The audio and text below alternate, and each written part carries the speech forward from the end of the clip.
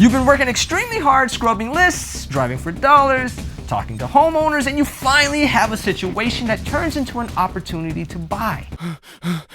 Take a deep breath. Let's act like we've been here before.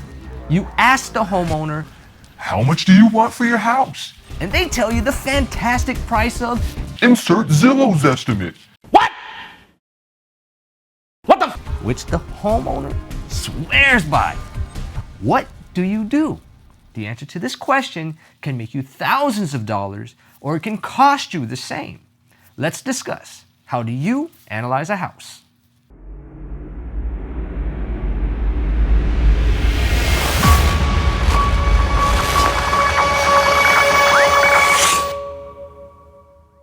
What's up, everybody? I'm Shawn McMurray, and this, my friends, is Mr. $250 million in real estate transactions, my mentor, my good friend and president of BPM REIA, Anish Dave. My name is Anish. I am president of BPM, the #1 premier real estate investor association here in South Florida. I'm also a licensed real estate agent for 20 plus years and a licensed mortgage guy. The problem with homeowners Zestimate, well, besides the fact that they lost more than $880 million on its failed home flipping business and the fact that it seems largely inaccurate, in fact, Zillow's former CEO, Spencer Rascoff, sold his home 40% below the Zestimate asking price back in 2016. Besides, well, let's be nice. The fact is, the homeowner probably hasn't run a comparable themselves. They are only working off the Zestimate. They don't realize their 1970s styled home, 25-year-old roof, and 15-year-old AC is being compared to freshly updated and renovated move-in ready homes that have recently sold. The following steps are going to help them understand the true value of their home as is. Most importantly, it will help you quickly determine the as-is value of the home so you can quickly get it under contract at the most appropriate price possible, below retail. I'd like to take a moment to thank our sponsors, us again, BPM REIA. We truly pride ourselves in empowering you to get out there and get involved in real estate yourself. This stuff is not hard at all. In fact, we give out tons of free information. You literally can watch our videos, apply what you've learned, and master this real estate game. Although, even Luke had Yoda, Jordan had Phil Jackson, and Neo had Morpheus. All that to say, having a coach or a mentor can help turn you from a zero to the hero of your own epic journey through real estate.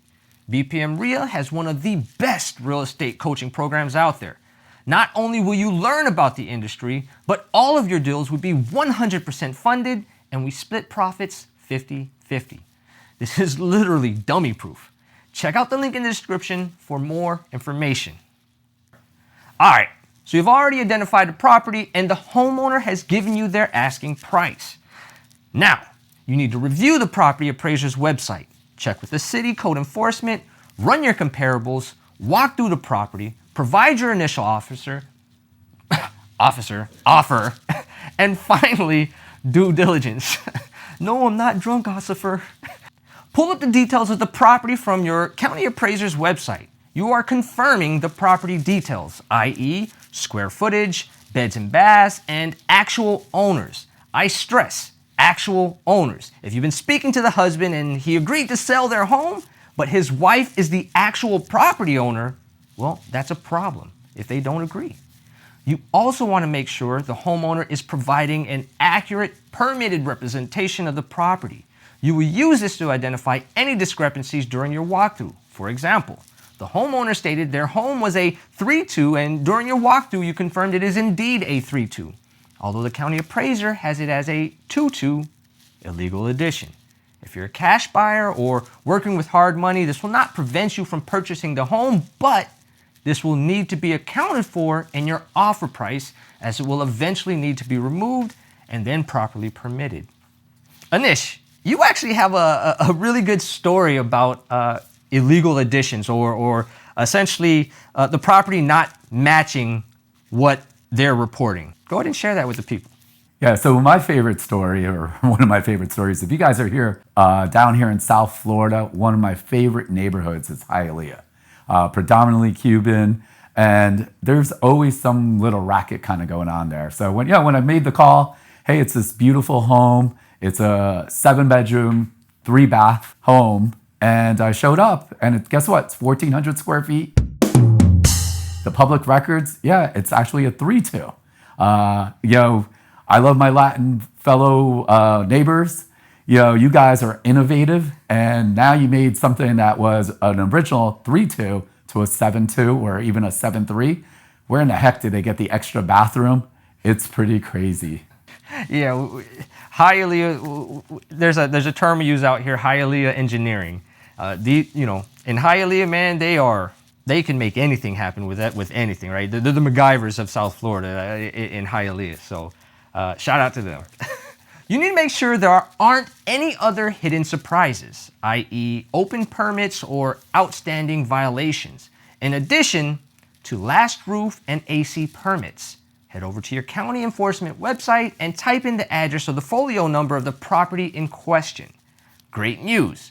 No open permits, but the last permit on the roof was pulled 25 years ago and the AC 15.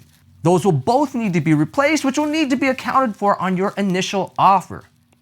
Oh, 1 second. You've also discovered $100,000 in violations. What are you going to do? Is the deal dead? Absolutely not. As the hero of your real estate journey, you've developed the skill set and the relationships at the city to negotiate the $100K down to under $5,000. This must be accounted for in the final offer. One caveat: negotiating violations with the city is a process. Document the violations in your initial offer and then negotiate the violations during due diligence and get it discounted. Or sell the property as is to an investor who will handle that part. You've leveled up. You found the illegal addition, which is going to cost X dollars to fix. You've identified that the roof and the AC need to be replaced, and you've received a promise from the city to reduce the $100,000 in violations, considering you get the property to code. Great job. Now, all fixed up, what could we get for this property retail? So we love doing comparables, right? What the heck is a comparable? We want to make sure we're comparing apples to apples, right? First thing and most important, you want to compare bedrooms. Are you competing with another 2-bedroom or a 3-bedroom? Depending on how many houses are for sale or closed sales, which is the most important. When we are doing these comparables, we don't really look at the active sales. When we say active, they haven't closed. The reason we're doing this is appraisers are going to look at closed sales within 6 months, generally speaking, and within a half a mile. We want to compare bedrooms, 3 bedrooms. So you also want to compare bathrooms. 2 bathrooms versus 1 bathroom, you have to make adjustments. Same thing for bedrooms. Does it have a pool? That's going to make a difference. It's going to change the value. Your property is the subject property, especially here in South Florida. I love living down here in South Florida, but we're a little bit weird down here, meaning it could be $1 million home, right down the street. And then the other side, you're a little bit worried. You might get jacked up or mugged, and you got your favorite crack dealer outside. So you can't compare neighborhoods the same way.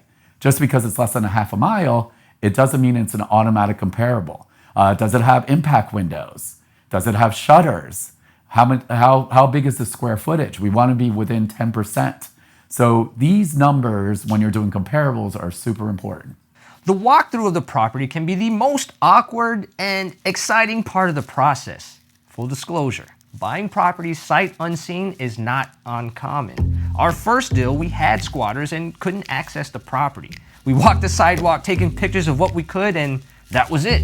Needless to say, we, and by we I mean Anish, with Anish's help, we had an as-is buyer for that property before we even took possession of it. I love the walkthrough. I see it as an opportunity to make money. Not only am I looking for issues, but I'm visualizing what we can improve to maximize profits.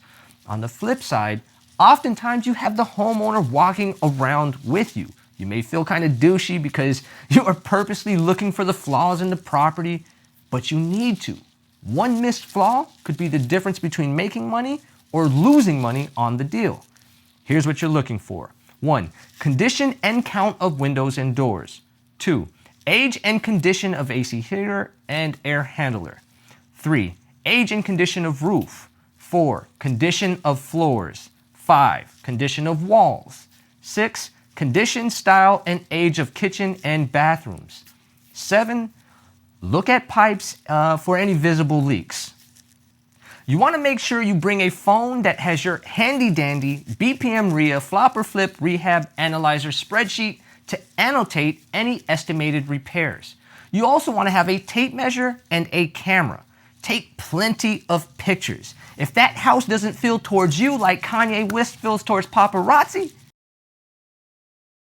you're doing something wrong. So one special tip when you are doing a walkthrough, make sure you go around lunchtime. Maybe you could steal a quick meal too while you're at the house doing a walkthrough. Yep, we're ready to start using our BPM flop or flip rehab analyzer today. So let's get started. We already put in our address and we've already walked the house, but we really need some numbers right now. So what we're going to want to do is put in our information. Hey, it does need a new roof. Go ahead and put that in. We're also going to walk the house. And we notice everything needs to be redone. This house has been a hoarder, has been done for 7 years. Guess what? We're gonna need a kitchen. Let's go ahead and put that information to get some basic numbers on a kitchen. This house also has 2 bathrooms. And you know what? They're about the same size, so it's not one of those extravagant mansions. We're gonna go ahead and put our basic information to redo the bathrooms. After we do that, we also need flooring. What about flooring? What are we gonna put in there? Is it gonna be laminate? Is it gonna be, hardwood floors? Yeah, probably not on our houses on hardwood floors. These are investment properties, so we're gonna just put our number in for basic flooring. We've been using vinyl in a lot of our rehabs, and that's what we really wanna estimate. What about landscaping, right? It's important about landscaping. You need that curb appeal. So we wanna put some information about what you're gonna estimate for landscaping. Let's not go overboard, guys. What we wanna do is put a basic number in this rehab analyzer. The other thing that we're also gonna wanna touch on is painting, right? Hey, we're gonna do a new house. We gotta paint the outside, and of course, guess what? You're gonna have to paint the inside. So we're gonna put our information for paints. What about those little knick-knack things, right? We wanna put some ceiling fans. We wanna change out the outlets. We're gonna wanna, put some little things in there to make it look good. Sometimes, as you're rehabbing your properties, we might even stage the property. Oh, by the way, there's a cost to money too, right? Did we even figure that out? The money's not free unless, your daddy Warbucks. So most of us, we gotta include money cost. My favorite is closing cost, right? The city, the county, everyone still needs to get paid. We have to add in closing costs when we buy. If we're actually gonna fix the house, guess what? There's closing costs on the sale side. Some of those closing costs when we're talking about on the sale side are deed stamps, title insurance, lien searches. Maybe there's a commission, right? I'm a realtor, you still need to get paid. You're gonna use the MLS, the multiple listing service portion. So we gotta start adding those figures in there. These numbers, again, this is just a quick rehab analyzer because we wanna know what our offer price is with some basic expenses. Or maybe you already did your due diligence prior and you found out there's a violation. We're gonna wanna put those violation numbers in there. So on this house, it's been kind of crazy. We walked the house, hoarders. Guess what? We found out there's violations since 2013, $390,000. Yep, you heard this right, $390,000. Don't be afraid, we know how to negotiate them. We're gonna get in front of the magistrate and we think we're gonna get it down for about $10,000. Oh my God, I almost forgot about the water bill. The water hasn't been paid in years. Now what? We already called up the city. We owe about $4,500 on the water bill.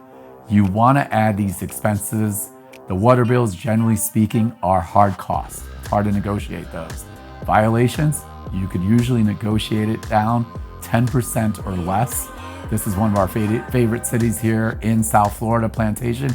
We think we'll get it down for $15,000. Shh, don't tell them that. We'll be happy with even a little bit less or more. We know how to move these properties too. So again, we want to use this rehab analyzer just to get a quick offer price. I know the seller wants one price. We have another price that has to work for us. And you're just going to quickly input these numbers in the calculator. This is just a starting point until we actually finish the due diligence. Once we finish the due diligence, talking to the city, we'll actually know what the true lien search is and what our cost is. Okay, we're excited. It's due diligence time, meaning we already got it under contract. What do we do next? We're gonna send our inspector or contract. Make sure he's a good friend of yours and he really knows his numbers. We're gonna check out the roof because that's the most expensive. I'm not gonna trust my favorite homeowner and saying, hey, I got a new roof. What they meant to say, it needs a new roof after you speak to the contractor.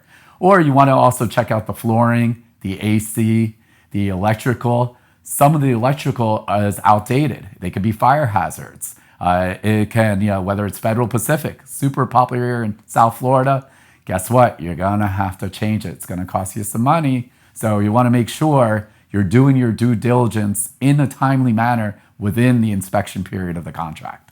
So we're now inspecting the house. Sometimes I love when my contractor calls me up and he says that 4-letter favorite word.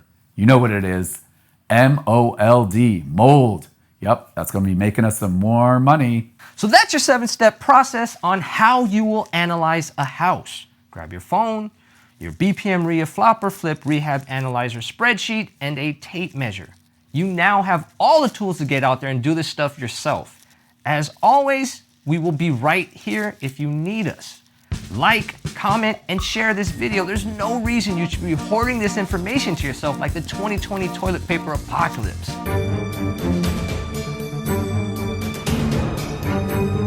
There's more than enough to go around for everyone. Anish, over to you for the final words.